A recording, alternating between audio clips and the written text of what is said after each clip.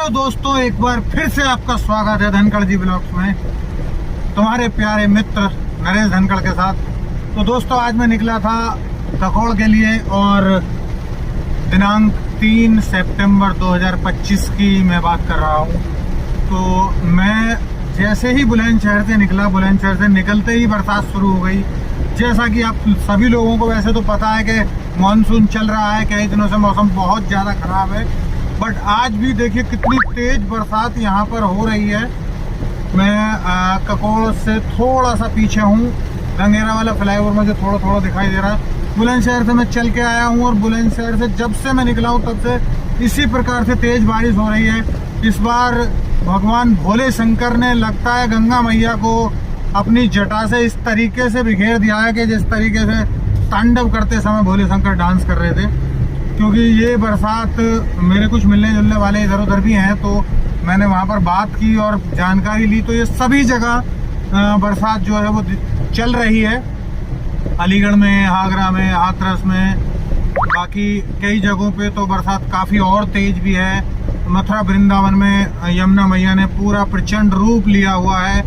सारे मथुरा वृंदावन में जो भी यमुना मैया के किनारे पर बसे हुए हैं, वहाँ पर वो विकराल रूप लिए उन गांवों में आसपास के में घूम रही है। उसी प्रकार से गंगा मैया भी जिस क्षेत्र से निकल रही है उसके आसपास के जो गांव हैं वहाँ पर वो उन गांवों में घूम रही है। हमारे यहाँ बुलंदशहर, अनूपशहर में सिटी के अंदर आ चुकी हैं। तो दोस्तों, लगता है भगवान शिव इस बार गरीब किसानों को अपने इस प्रकोप से बिल्कुल मार ही डालेंगे, क्योंकि किसानों का इस समय जो फसल का समय है, मक्के की फसल कुछ किसानों के घर में पड़ी है, कुछ की खेत में पड़ी है। धान की फसल पे तो बहुत ज़्यादा इस समय कोई ऐसा फर्क नहीं पड़ेगा, क्योंकि धान को तो चाहिए ही होती है बरसात। बट जो छोटी फसलें हैं, जैसे मक्का हो गया, किसी का मसूर है, किसी ने मूंग बोया हुआ है, वो फसलों पे बहुत ज़्यादा इससे क्षति होगी। आलू वगैरह की फसल पे भी काफ़ी फर्क पड़ जाएगा।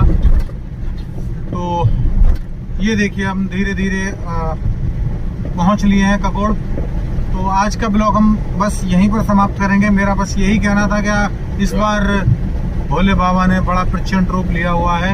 इंद्रदेव बड़े ही रुष्ट हैं, क्योंकि वर्षा के लिए तो इंद्रदेव को माना जाता है। इंद्रदेव के प्रकोप से ही वर्षा होती है। आप सभी लोगों ने देखा होगा कि जब श्री कृष्ण जी ने गोवर्धन पर्वत को अपने उंगली पर उठाया था, तो वो केवल इंद्रदेव के प्रकोप से ही जो बरसात हो रही थी उसको उससे बचाने के लिए